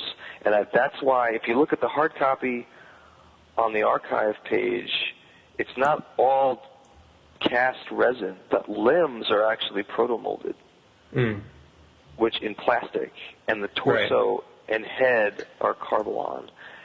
And that's, I think, because of that process. They didn't have hard copy limbs. They only could do proto-molded ones because they had to pantograph those hard copy limbs up into an aluminum mold and then shoot them in the plastic. So yeah, there's some interesting history there, but yeah, that's why the sculpt is slightly smaller. Now, do you think he could have fixed it if he did it in wax? Yeah, I don't know. I mean, that'd be pretty hard to extend to make legs. Yeah, that's a tough change. He may have had to do it all over again, but I think what I think happened is they sent it back to Kenner and they're like, oh darn, this thing that's a slightly wrong scale. Somewhere along the line something got screwed up, and they went and fixed it. But the details are all the same. There's no different details. It's just slightly larger. The size, yeah. And I think that's what Matthias's mold relates to. I mean, when this mold first turned up, nobody really could figure out what it was for, and I remember the Earth had it. And the guy who was looking to buy it was asking Chris and I, like, he's like, is this the mold used for hard copies? And we're like, I don't know, I mean, I don't think it's fake, but it just doesn't look like the molds that were made for hard copies. It doesn't match. And that created some angst, because we're like, well, you're saying, no, it's fake. I'm not saying it's fake. I think it's real. I don't understand what it's for. I don't think it's for hard copies. And I think that's what I think it relates to the enlargement of the limbs. I think that's the history of it. Yeah, well, we'll include it in the show notes, and Matthias sent us a paragraph which roughly states what you explained. He might have more detailed information, but that's just my memory. And now, a Kivecast reenactment of Matthias's email. No Swedes were hurt in this reenactment, unless you count feelings. I must have left my house at 8 because I always do. Hey, Sky and Steve, this is Matthias from Sweden. Maybe I've already recorded the next episode, but if you haven't and you want to use the attached picture to talk about Leia Hoth protection stuff with Joe, please feel free to do so. It's actually quite a nice story about the mold. It's almost believed to be modern and unused when Kathy from the Earth surfaced it together with a few other vintage silicone molds, e.g. the Walrus Man head on the archive. Plus the legs in the mold were even smaller than the production, and the silicone molds and the 8 hard copies that will come from them are bigger than the production parts due to the shrinkage when plastic hooks down. So, I kinda bummed about this mold. Maybe it wasn't used for Leia Hoth back in the days. But the first time I visited Ron and was going through his collection, we stopped and talked about his incredible Leia Hoth prototypes. He has the original sculpt for Leia Hoth. It's fantastic. And he mentioned that the legs were weird since they were smaller than production, and that Kenner likely figured out a way to enlarge molds to make legs and hard copy parts larger so the final figure would get the proper 3 3/4 size. Guess if I thought that was awesome news. So the sculptor likely made the sculpt slightly too large, slightly too small. Silicone molds were made from the original sculpt when the legs were either resculpted larger or the molds were enlarged in some way. Maybe in the same way McWilliams did with his fakes. Either way, the mold matches the original wax sculpt legs. Smiley face! Ron could probably explain that much better. Lots of laughs. Don't know if you can use it if you want to, but you could just give me a round table talk. Give me a call on the phone and I won't answer. Sherpa, out. My train, I'm certain, left the station just when it was 2. I totally lost it for most of that. But there's the Matthias version of the story. You're welcome. Well, I mean, knowing Matthias, he could be sleeping now and just pop up and pick up the phone, because you and I saw him just about dead from drinking too much in Seattle. And then we're driving along, and all of a sudden, I don't know what we said, but all of a sudden he's like, yeah! He's like interjecting into the conversation. Revived, yeah. I thought you were completely passed out right there. He's like, fantastic! Ah! Yeah. And then he's back. He kept on singing the ABBA drop in the back of the car. He was like John Bonham drunk. and we'd just be sitting there driving like, I don't know. He'd be like, Oogla train! So you never know. Maybe he'll just pop up. He's sleeping, and he'll just pop up and pick up the phone before you end your podcast. But that's such a cool story, because, there he was thinking that it might be fake, whatever he has, and it's actually a real strange vintage item with a great story. It's all tied into Leia Hoth. Yeah, it is. It's just such a beautiful mold. Steve, I've been showing amazing restraint by not interjecting my garbage. Do I now have time to interject my garbage? What kind of garbage would that be? Okay, one, the way Ron was describing wax versus acetate made me want to go out on a date with wax. He said, it allows for great freedom and mistakes. It's flexible and very forgiving. I'm like, wow, she sounds great. She's single. And then I have a joke for you, Steve, being a Lakers fan. Okay. What did Shaq say to Kobe when he went to the sculptor's workshop in Cincinnati? I don't know. What did he say? Hey, Kobe, how's my acetate? And there we have it, folks. You need like a rim shot drop. Do you get the joke, Steve? Yes. Okay.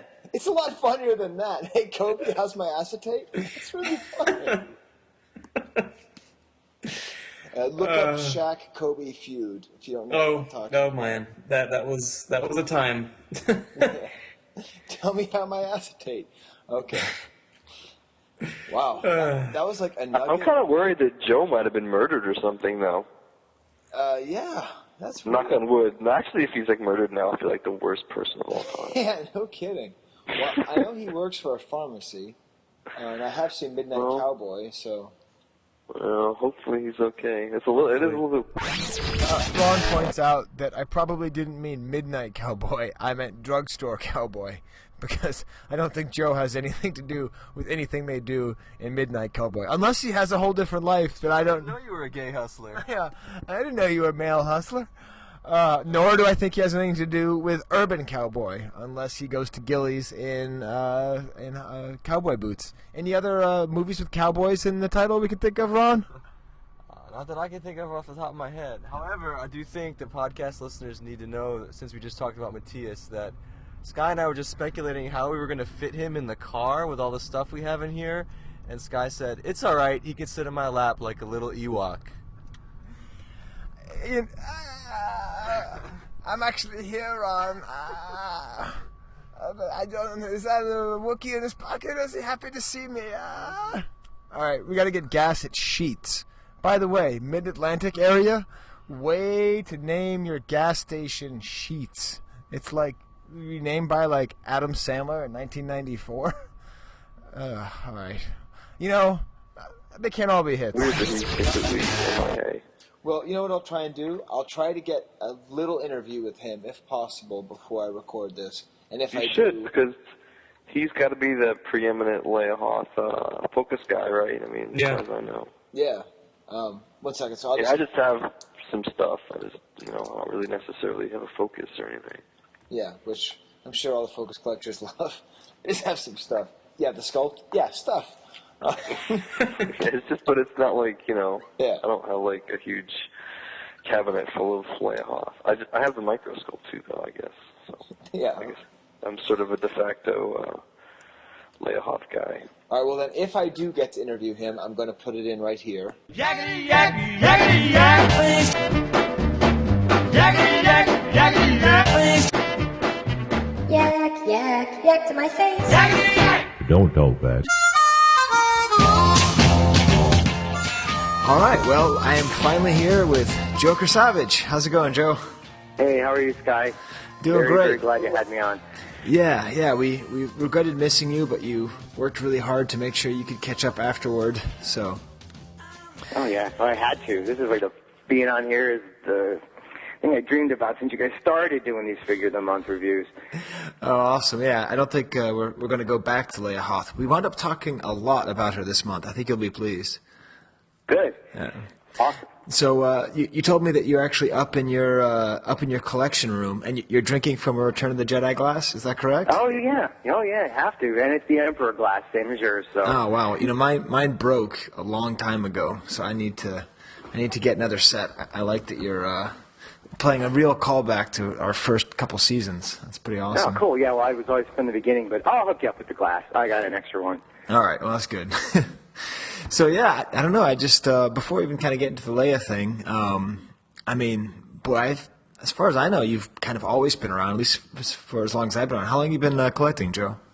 Well, I mean, I started with the modern stuff back in the, like everybody else did, but then I kind of got the vintage bug a little later on and kept going. I think it was after Celebration 2 is when I really decided to start character focus.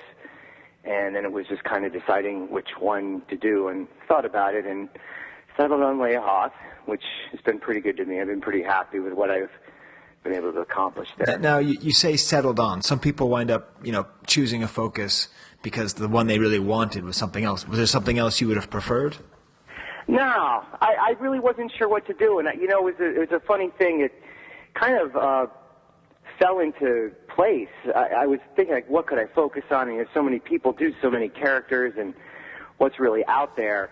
And of course, I didn't know that there were other Leia Hoth collectors at the time, but because you're just getting out. But I think I wound up first getting a revenge-proof card, and it just kind of went from there because it was just how I managed to get that. And then it was a carded figure, and then I think I remember back when I was a kid, she was one of the hardest vintage figures for me to find at the time. Her and the AT-AT driver, I couldn't seem to find them. So there was something about her character too. I do like, Leia as a character. Like I said, I think even you've mentioned too that the Hoth is your favorite iteration of the character. Oh yeah. As you'll hear when you hear the whole episode, one of my haikus gets it's very clear how smitten I am with that one particular iteration. And as I said, I actually came close to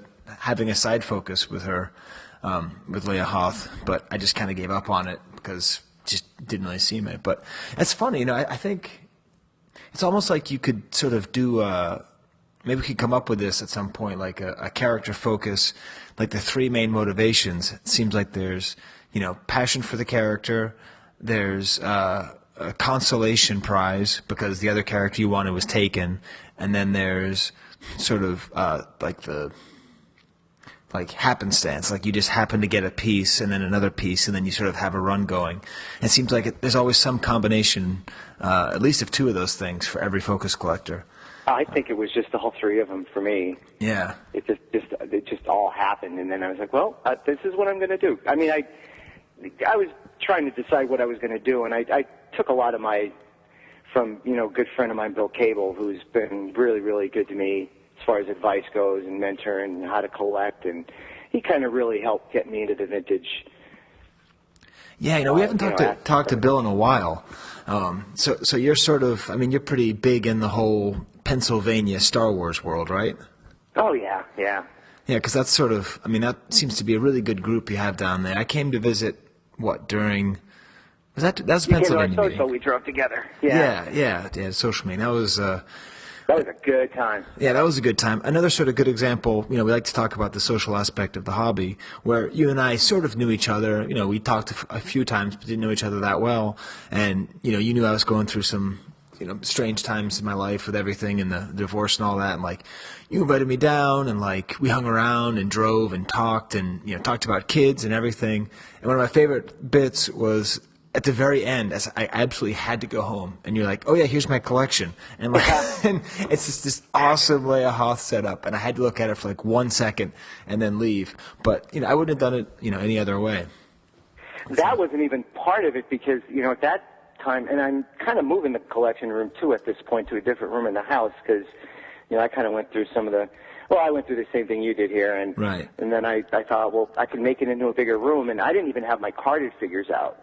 Oh man! So yeah, they're all nice. I finally got them all acryliced up, and very, very happy. I'm going to be making a nice display with her. So I got to do a limelight. I'd like to show on Rebel Scum or what I have, but it's just want to make it really, really nice. But yeah, well, and I don't just I will do anything for the focus.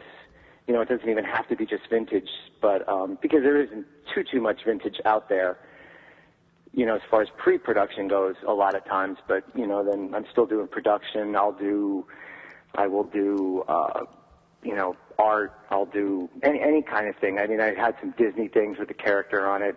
Because even so, there isn't all that much produced. Usually if somebody does something with Leia, it's going to be, the bun-haired Leia, or they'll do maybe a best in Leia or slave Leia. Leia. Do the Hoth Leia. Yeah, it's true. I don't know. Just like I said, I thought she looked her best in Empire, and that was my favorite outfit of hers.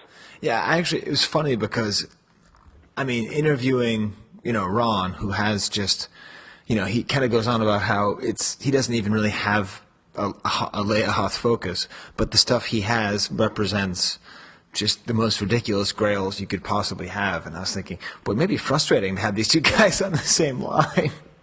Because, you're a pretty even-keeled guy. You don't seem too greedy, so that's... No, and like I said, I'm very, very fortunate, in what I was able to get. I'm happy. Because the first thing you have to realize is you can't possibly have everything. Yep. So, sometimes and I've had to say no to some things that have been offered to me just because I can't do it at the time. But then sometimes, a little bit down the road, something else will come up and be like, oh, well, that's probably why I wasn't able to do that, because look at this, and I'm very, very happy with this. Now, what's the hardest thing you've ever had to pass on? There was I can't remember what was this, the Spanish, the carded. PvP? No, was it Poke? Poke? Oh, yeah. Yeah, there's only like about 6 of those, I think, in the world. And someone had offered me one of those, and that was, the price was just, it reflected the rarity.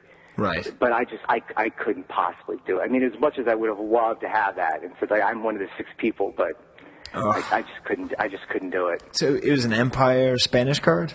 Yeah. Oh, man. Would you mind saying how much it was offered to you for? Oh, boy. I don't remember. It's okay. Actually, I think I still have it in my Rebel Scum inbox, and then they did list it on eBay later on. And I don't remember how much it sold for. Well, if it makes you feel any better, it's probably tripled in value since then. Oh, yeah, I know. Yeah, it's cold comfort. So be it.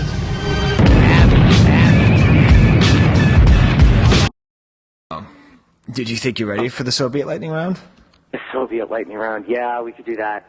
All right, so I've got some of my questions. I got some old ones because I found some old questions somewhere. So this is one I haven't asked in a while. What is your best collecting moment? My best collecting moment. Mm-hmm. This might make someone in Singapore angry, but okay. There was, I'm going to say it anyway. Sorry, Derek.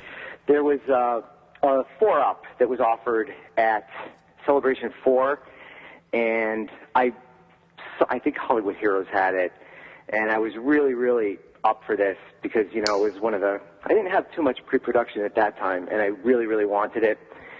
And I worked really, really hard to get to the booth, as soon as I possibly could to try to get a hold of it. And they still had it, and I was able to get it. And I heard that I think Derek wanted it also, and I think he got there, like, in true Empire Strikes Back fashion, like, literally right after I did. Oh, man. And unfortunately, I had sealed the deal. Good for me, but unfortunate for Derek. But, it's kind of, you feel bad as you scoop somebody, but, it's just, I don't know, it's just healthy, He doesn't bear any ill will, I don't think. But. No, and he's scooped and been scooped, and, we all scoop and been scooped by each other, and that's just the way it is. Like, that's one of the sort of funny things about it is you have all these friendships, and then at a certain point you have to be like, yeah, but I'm going to get that, so just deal with it. Yeah, well, hey, listen, Derek and even Matthias have definitely helped me out in the past, so yeah, they've been very, very good to me. Yeah, awesome. Let's see. Boy, I guess not the movies in order. That question, no one ever likes that one. I'm going to ask it anyways. List the Star Wars movies in order.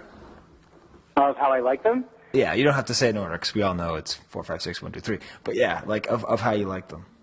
No, definitely Empire, probably Jedi, A New Hope, Revenge of the Sith, Attack of the Clones, and then Phantom Menace. All right. Yeah, I think I retired that question for a reason. It's hard to come up with an interesting way to talk about it. Okay, you can tell I'm looking at an old file here. That's okay. Let's see. Well, I know what I replaced it with. What's your favorite bad line from a Star Wars film? Bad line, it's got to be that sand line from Attack of the Clones. That thing was just horrible. Yeah. I hate sand. Yeah, I hate sand. It gets everywhere. I still defend it. I still kind of like... The problem is, I think... I've talked about that line before, and I've never come up with this point, but I think a lot of it is that he doesn't come across as young enough to deliver that line. If he seemed a little more boyish, it would make a little more sense. Because it's like, I hate sand. You know what I mean? Like, it could almost be a line you'd believe, but he's trying to be too adult, I think, to actually deliver that line properly. Yeah, I think it comes off kind of creepy in the way he delivers it, but okay. And then if your house was burning down after you save your family and all that, what one item would you take with you? Oh, this is a tough one. I got to be honest with you. You know, and I'm probably the only one that's ever going to give you this answer. I'd probably wind up going down with the ship because there's just I'd stand there in front of this. You know, what do I grab? I mean, I have that Prize 4 up that I just talked about that even has an alternate paint scheme. But then, I turn around and I have the elusive concepts Han Solo and Carbonite, and I'm like, well, I got to get that out of here. Or something that's one of a kind that I have of Leia Hoth. Like I was able to acquire the artwork for one of the Star Wars Galaxy cards. I just spend too much time vacillating. I'm like, what am I going to grab? And it'd probably be just better if I went down with the ship. Wait a minute, not the one that was a foil card, the Leia Hoth where she's like running in front of the AT-AT? No, this was done by Allison Sohn. It was from Galaxy 4. Oh, okay. I think. All right. She had it was a very, very, very, very nice painting that she did. Wow, okay, so you would rather die than not have every single item of your collection. Yeah, I don't know. I think I'd live in eternal regret, so I'd probably have to pull the captain of the Titanic and get out the ship. He died doing what he loved, looking at his Star Wars clothes. And then what's your grail? I mean, I imagine we've featured a couple of them, but is there one that we wouldn't expect, or?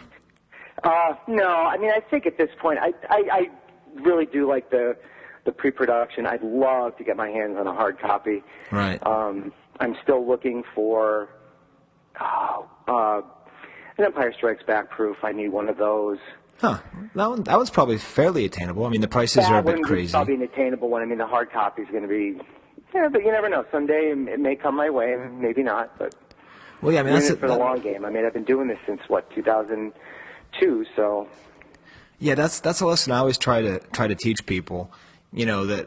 I mean, once you get past that mode, that puppy love mode with the hobby where you're just buying everything that you can and you're scanning eBay every day for everything you're looking for, once you get past that, it's so much easier to conserve money and as long as you don't get out of the hobby, it just becomes so much more enjoyable to just kind of be oh yeah, it'll come up, mess around with other stuff and then get it. It's not that high, but it's I don't know, you just feel it's funny. There was a thread on Rebel Scum today, as a matter of fact, is how I forget who posted it, but it was Darren. But he posted how are you keeping yourself engaged? And I mean, I've been through some life changes, and I haven't had the time that I used to, and so I mean, I actually contributed to this because I felt like I could, but. The social aspect, I think, is the most important thing for me, getting together with people. And, I mean, then half the time through that, something has come up, and just talking to people, I was able to maybe get something or get a line on something. Or even just, like I said, listening to the Kivecast keeps me engaged. It always doesn't have to be, scouring eBay or scouring yard sales or anything like that. Yeah. So it's... I don't know. I like that it's a long game. But, I mean, there's got to be someone. I mean, someone out there's got to have an extra Leia Hoth Empire proof. I mean, that's got to be... I'm sure there is. It's just going to be a matter of finding it and then working something out. But, yeah, maybe someday. I hope so. I would really like that because I do have the other ones. And just to make a nice set and I could frame it and put it in the display. Yeah, I'm pulling for you. And then, of course, the most famous question, if you were a vintage collectible figure, which one would you be? It's not what would you want to be, right? Because I'd probably rather be Con Bestman than get Leia Hoth, but that's another story. Well, that could be it, but I mean, the whole idea is if you actually were one, what would you be? Now, Honestly, I'd probably say the Power Droid. Okay. Because you look at the Power Droid and some people go, he's just a box. Right. But, he's really essential. I mean, where are you going without the Power Droid? Right. And he's got layers to him. And once you really talk to him and you get to know him, I think that he's got some great qualities that most people would overlook by his short stature and boxiness. Okay. Well, that's good. Yeah, I mean, who doesn't? I mean, especially I saw it at the New England meeting. General Giant just came out with the giant-sized power droid. Yeah. Actually, I did pick that up. I think too. It's really awesome. Yeah, that's going to be hard not to take out of the box. Oh, it's already out. Yeah. My boy and I play with them. He loves those things. Yeah, that's awesome. Well, cool. Well, unfortunately, this is kind of a crazy, super long episode, so I think I should probably cut the interview off here. But we will have you on again. I'm trying to get better at, bringing, recording. The problem is whenever I go to meetings and stuff, I just want to talk. I don't want to record. But, I know we had so many great conversations last time, so hopefully get down to another Pennsylvania meeting. Yeah, definitely. I know I'm having one in September, so you, as you know, you're always more than welcome here. So that's at your place in September? Yeah. Well, there you go. So if you want to see, I don't know, the coolest Leia Hoth collection in the world, you can go September and see it. Yeah, that would be great. Yeah. Awesome. Well, and if I didn't get to interview him, then there's no break at all. Yep. Wow. Well, let's see. Is that it, Steve? Oh, every single year, every single month, I say, "Is that it?" before the Market Watch. Well, Steve, you drive the Market Watch, and you could have 2 contestants for the Vlix is right. Yeah, we could do it that way if you guys want. If you're up for it. At least for part of it. Well, should I let you guys handle the Market Watch? I don't want to hog your podcast here. I feel bad. Well, it is the Star Wars Collectors Archive podcast, right? So you are an actual part of the archive. So you technically could just come, you or anyone from the archive could just come and just go blah blah blah blah blah blah blah, and we would be legally required to record it. And publish required? Yeah. Okay. So, but if you don't feel like guessing how much a 31 back IG88 AFA 85 went for, then we can also let you go. I'm terrible at the Market Watch, though. 85 IG88. No, I don't. I just made that up. Oh. Yeah. All right. Well, we'll let you go then before the Market Watch. Yeah, we can. Well, the Market Watch can be quick, Sky. We can get through it pretty quickly. All right. Cool. But.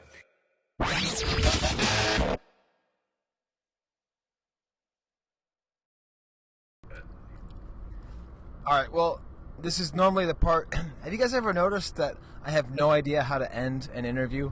I just say for 45 minutes, "Okay, I'll talk to you later then. Okay, talk to you next time when I talk to you. Okay then, so talk to you later." So there's a whole part where I said that to Ron, but I couldn't leave that in while he was sitting here driving and listening. So we're stuck on traffic in 95.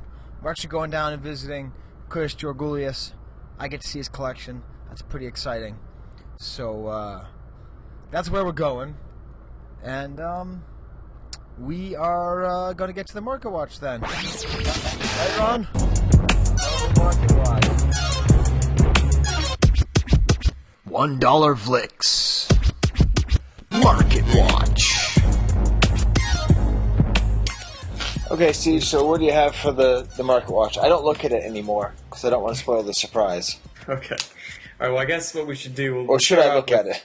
Well, no, it's okay. We can do a Leia Hoth, kind of traditional, which you'll still be surprised. And then I think we got just 3 things I picked out for your guessing game, and I tried to be a little bit better prepared this time. Okay. All right, so for Leia Hoth, the most common thing that Mike came up with, there was a few 41 backs of quite a bit different price ranges. So I'll start with, we'll kind of go lowest to highest here and see the range. But there was a 41A that sold for $200, and it was a graded, AFA 70. So the bubble seemed to have a problem, but it still sold for $200. Wow. So that's where it kind of starts on the 41s. That's 41As. And then we go to the 41D. You had one that was kind of, it looked like it may have been run over by someone's car just slightly. The card back's a little wavy, but otherwise it's pretty nice. And that one for $162. Let's see. And then once you start getting into the higher grade stuff, you start to see the spike happen like usual. There was a 41D that was an AFA 80 that jumps up to 365. Wow. Which is just crazy. But here's the real crazy. Once you get up to an AFA 85, it seems like it's the constant magic number. This is a 41D that went for just over $1,000. Okay, how many mans? Is that the man of the month? I think, as far as the figure of the month, that's definitely the man of the month. That's the man of the month. A 41D sells for $1,000. Yeah, it's just insane. Just to give you an idea, 10 years ago, you could buy a 12-back proof card for $1,000. Okay. Right. Yeah. A 12-back proof card you could get for $1,000. Or even further back in the day, a Star-Taught sculpt or whatever. Yeah. Well, that's 20 years ago, but I'm talking. Well, yeah, still, yeah. You're right. Just not that long ago. It's just, oh man, it's That's the man of the month for an AFA 85. Yeah. All right. Yeah. All right. So now you ready for just a brief Blix's right? Yes. Okay. Now Pete did a nice thing actually. He has an article that he's coming up with. It's more of an analysis kind of piece, which doesn't really work well for the podcast. It's more of a reading thing. So when you get a chance, go to the Kivecast marketwatch.wordpress.com to check that out. But what he did send me was a little list, kind of a snapshot of eBay Star Wars auctions that all seem to be, he kind of like sorted it so it was the highest to lowest of stuff that's sold recently. And I just picked 3 things that kind of jumped out at me as interesting. Okay. All right, you ready? We're going to do this kind of last time, where I'll give you a multiple choice. Yes. And you pick out where you think it lands. All right, so item number 1 is a Palatoy 12-back original Leia that's graded AFA 80, 85, 80. I don't know what that comes out to, probably an 80. Okay, so choice A, 5,025. Choice B, 2,950. Choice C, 3,725. B, 29. No, A, $5,025. Okay. That's. Whew. I mean, it's Palatoy Leia. I mean, I guess, it is what it is. All right, item number 2. This is something I don't think we've ever talked about on the show before. It's a mint and sealed box sonic-controlled land speeder. Ooh. Yeah. Now, this is something that I've always just kind of, I don't know, just never thought about it much. I always had the old land speeder and didn't ever think about getting one of these, but it's something we haven't done. So let's see. All right, so choice A, 2,100. Choice B, 5,650. Choice C, 575. 575? Yeah. No, 5,650. Okay, I don't really know anything about the Sonic Land Speeder. I know it's kind of rare, but I knew it's rare, but yeah, this kind of showed me like what am I missing here? Wow. But yeah, sealed one. It's not graded or anything. It's nice, but it's sealed. $5,650. Wow. Insanity. So yeah, I guess I won't be getting one of those anytime soon. No. All right. Lastly, to kind of fit in with the comic theme, we have a Marvel Star Wars comic number 1, and I don't know. I know that the comics have their own grading system, but this one grades a CGC 9.4 with white pages.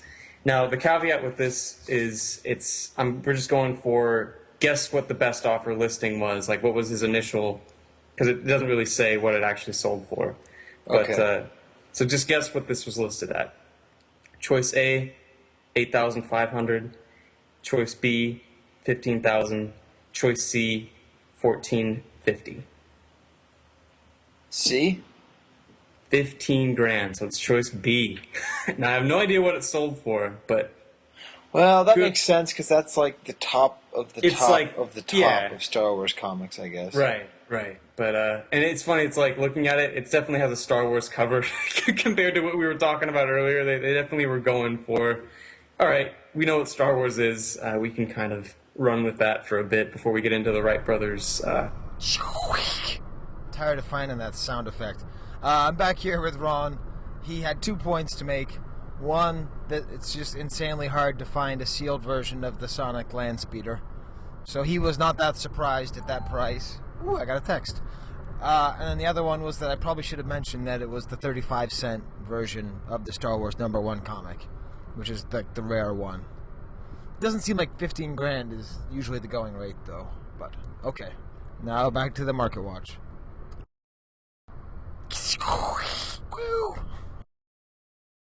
Gliders and such. Right, yeah. But yeah, I don't know. I'm sure I don't use eBay much anymore, so there might be a way to dig in and see what the actual best offer he accepted was. But it was originally listed for 15 grand. Wow. So what was my score out of 3? I had You got, let's see. Carry the 1. I don't know if you did so great this round. No. But that's okay. You'll get better next time, I think. Awesome.